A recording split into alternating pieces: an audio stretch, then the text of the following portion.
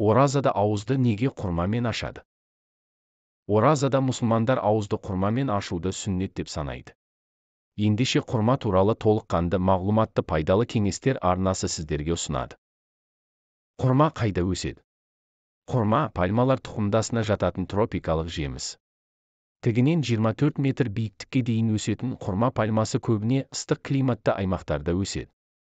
Құрма өсіру шаруашылығымен көбіне Сауд Арабиясы, Ирак, Алжир, Мысыр, Судан сынды мемлекеттер айналысады. Аталық және аналық болып бөлінетін құрма ағашы ескі жапырақтарының түбімен біртіктеліп, өріліп өседі. Төбе жағындағы әдемі шашақты жапырақтарының ұзындығы 5 метрге дейін жетеді. Құрма отырғызғаннан кейін 4-5 жылдан соң барып жеміс бере бастайды. Салмағы 8 келіге дейін жететін бір шоғырына 1000-нан аса жеміс бітеді. Әр ағашынан 40-80 келі жеміс алуға болады. Шамамен 150 жылға дейін өмір сүреді. Құрма қандай ауруларға ем? Медицинада құрманы бір күнде ең көп дегенде 5-еуін жеуге кеңес береді. Мәселен, Израильде жүргізілген зерттеуде құрма мен алма салыстырылған. Нәтижесінде алмаға қарағанда құрмада витаминнің көптігі дәлелденген. Дәрігерлер тіпті тәтті әрі зиянды кәмпиттерді құрмамен алмастыруға кеңес береді. Сонымен құрма 21 түрлі жағдайда адам ағзасына ем. Құрамында калий мөлшері өте көп. Ол жүректің қалыпты жұмыс істеуіне пайдалы. Бұл өз кезегінде жүрек аурулары мен талмасының алдын алады. Бауырды токсиндерден тазалауға көмектеседі. Сондай-ақ цирроздың пайда болу қатерін төмендетеді. Бауыр фиброзы белгілерін жеңілдетеді. Аш қарынға желінсе ішектегі, бауырдағы құрттарды өлтіреді. Құрма көз жанарының көру қабілетін жақсартады. Сәбіздегідей оның құрамында дәруменнің мөлшері көп.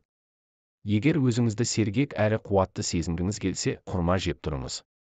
Бар болғаны 3 құрма жесеңіз бір күнге жетерлік энергия аласыз. Құрма бұл асқазан функциясы бұзылған кезде ас қорытуға таптырмас өнім. Оны асқазан ішек жолының аурулары, тіпті асқазан жарасының профилактикасы үшін де пайдаланады. Араб әйелдері көп ғасырлар бойы құрманы ерінің күш-қуатын арттыру үшін қолданып келеді. Ол үшін жемісті ұнтақтап, ерлердің кофесіне қосады. Бұл өнімнің құрамында құмарлықты, жыныстық қабілетті арттыратын түрлі амин қышқылдары бар көрінеді. Шаш сынғыш болса, тері құрғаса, әжім ерте пайда болса құрма жеу қажет. Оны косметикалық маскалар құрамына қосуға болады. Себебі құрмада иодтың мөлшері де көп. Құрманы сүт араластырып, қалампыр қосып ішсе, өкпенің қабынуы сияқты тыныс жолдарына шипа. Құрманың құрамында танин көп болғандықтан дене жарақаттарын тез жазады. Адамды арықтатады, егер күрішпен бірге пісірсе семіртеді. Құрамында А, Е дәрумендеріне де бай, алмадағы темірдің 2 есесі құрмада табылады. Сол себепті қан аз болған кісіге көп жеуіне кеңес беріледі. Жаңа босанған ана үшін таптырмас жеміс, өйткені ана сүтін көбейтеді. Сондай-ақ ол обыр дертіне қарсы пайдалы, құрамында микробы жоқ жеміс. Құрма сүйектерін үгітіп кофе қып қайнатып ішсе, жүйке жүйесін тыныштандырып демалдырады. Сонымен қоса құрманы жатардан бұрын жесе, сал ауруына қарсы өте пайдалы. Жүктілік кезінде көптеген әйелдің біраз уақыт жүрегі айнып және де физиологиялық өзгерісте жүреді. Нәтижесінде ағзада калий жетіспеушілігі басталады. Сондықтан жүкті әйел құрамында осы элементі бар тамақтар жеуі тиіс.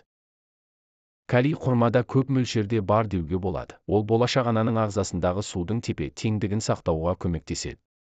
Калий ағзаға, миға қажетті оттегіні алуға көмектеседі, және де ойдың сергектігін қамтамасыз етеді. Мұнымен қоса, ағзаға қажетті суды, және де бүйректегі қалдықтар мен зәрдің шығуын реттейді. Ағзадағы жеткілікті калий жоғары қан қысымын болдырмай, дененің терісіне жақсы әсер береді. Құрмадағы тағы бір минерал темір. Ол қанның қызыл жасушаларындағы эритроциттер түзуші гемоглобиннің жұмысын реттейді.